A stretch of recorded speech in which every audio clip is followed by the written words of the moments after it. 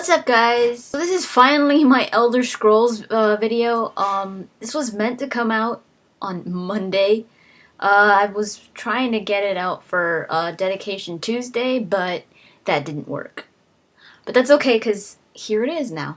It's basically, for this information vid, I want to do like a series of Elder Scrolls information videos. And for this first one, I'm going to talk about the continent and the games, just so that we can get a good idea of where this is all happening and what happened in the previous games.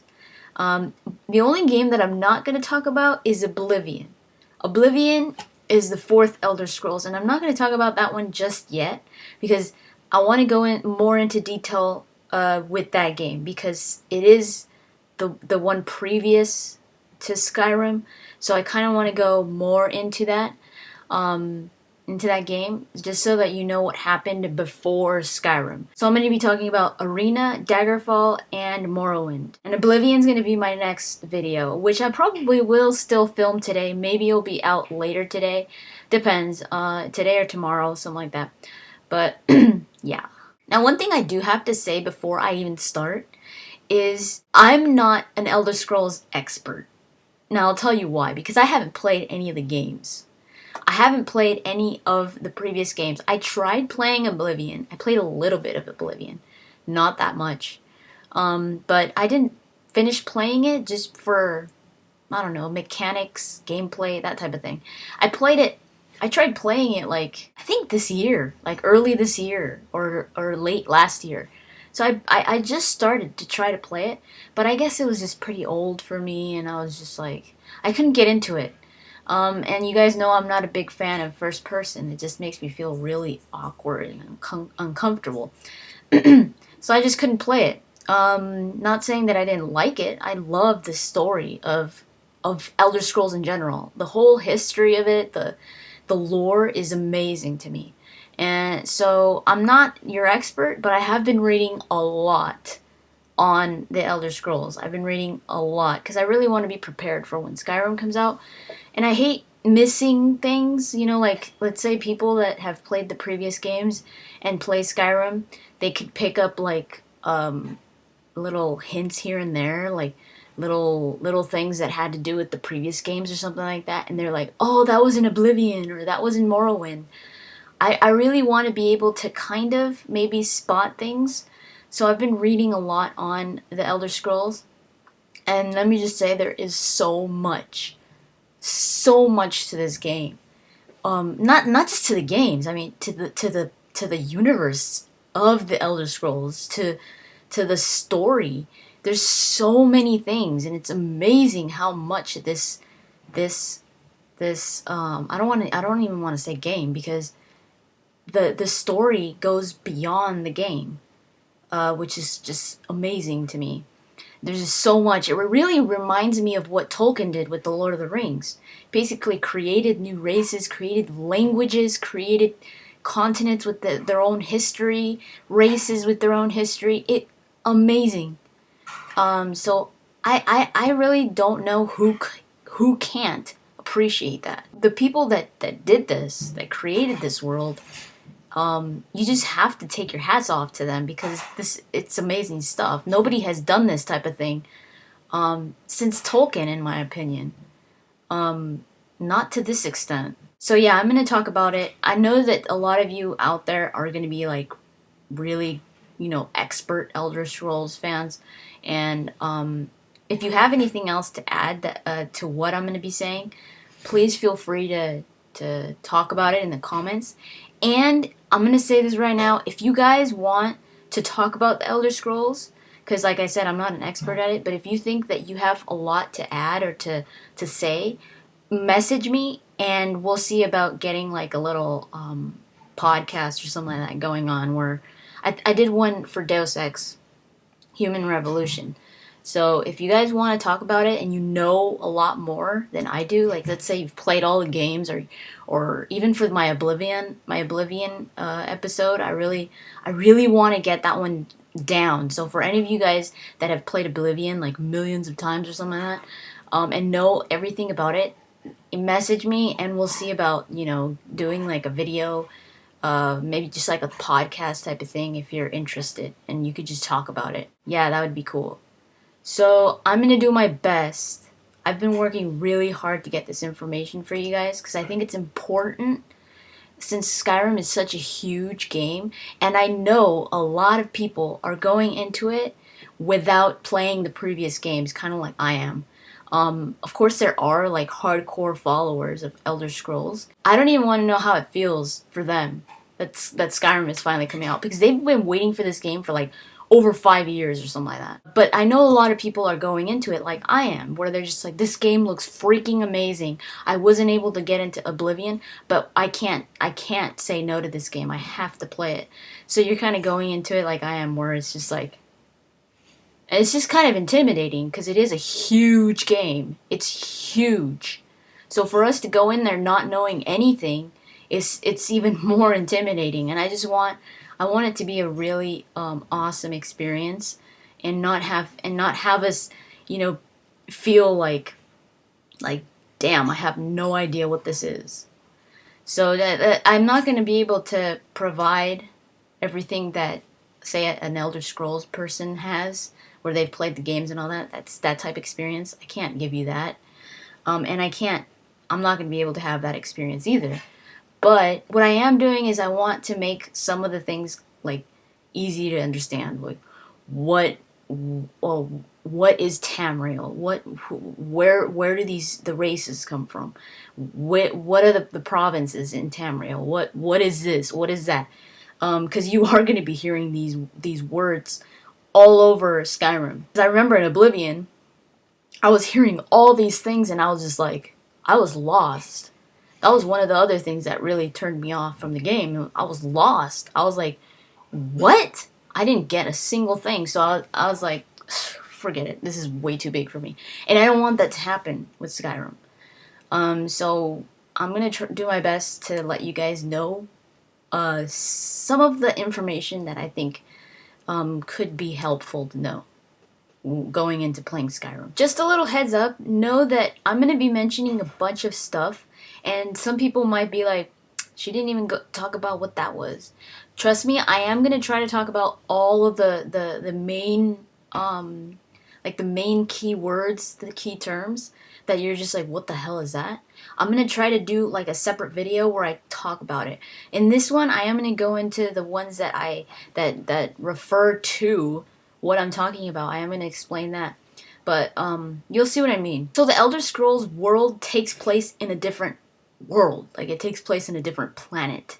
The planet is called Nirn. And Tamriel is the main continent. This is where all the Elder Scrolls games have taken place. And Tamriel consists of 9 provinces. Nirn the planet was created by an Aedra. And the Aedra is a supernatural being. I'll go more into this in detail later in a different video because it's a lot of information. But this being was called Lorcan. The continents in Nirn are Tamriel, Atmora, Yakuta, Akavir, and Pyandonia. We're going to be talking about Tamriel for the most part because that's where it all takes place. Okay, so I've got my cheapo little map right here that I drew. Isn't that amazing? I know. It's not for sale though. So these are the provinces on Tamriel. This is a very simplified version of the continent Tamriel. Cyrodiil, this is where Oblivion takes place, and this is where the Imperials are from. It's like the center of the empire, and they sometimes call it like the Heartland. Morrowind is obviously where Morrowind, Elder Scrolls 3 took place, and it includes this little island right here that is separated by the Sea of Ghosts, and that's where the Dark Elves are from, or the Dunmer. Skyrim is the northern part of Tamriel. That's why it's so cold. It's going to be pretty much just snow everywhere, and it's mountain ranges and forests, stuff like that, which is just imagining it being just covered in snow and like snowing all the time, and the way that it looks like in the demos and everything, it just looks so cool. That this is where the Nords are from from Skyrim. The Nords actually came from up north. That's why I have this little arrow here. From a place called Atmora. It's a different continent. It's supposed to be like up here. And it's actually colder. So that's why the Nords could handle the cold weather in Skyrim, because they came from Atmora. They migrated down to Skyrim. A cool thing that I was reading about Skyrim is the highest mountain in Skyrim, the second highest mountain in Tamriel, is called High Hrothgar.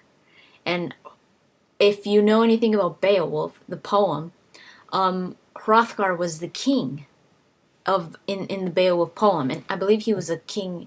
He was a real persona, but he was in Beowulf, and I just love that they did that. It's kind of like a little homage to Beowulf.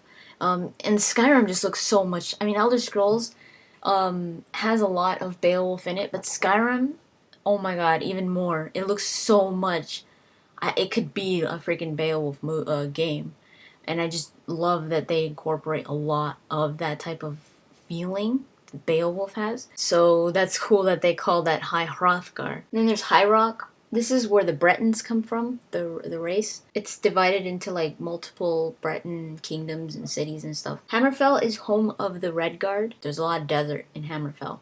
And in the game, the second Elder Scrolls game, Daggerfall, you could travel between these two, between High Rock and Hammerfell, so it took place there. And then there's Somerset Isle. This is home of the High Elves, or the Altmer. It consists of these two islands. Valenwood is a dense forest, and this is home of the Wood Elves, or the Bosmer. Elsewhere is the home of the Khajiit. It's like a subtropical zone.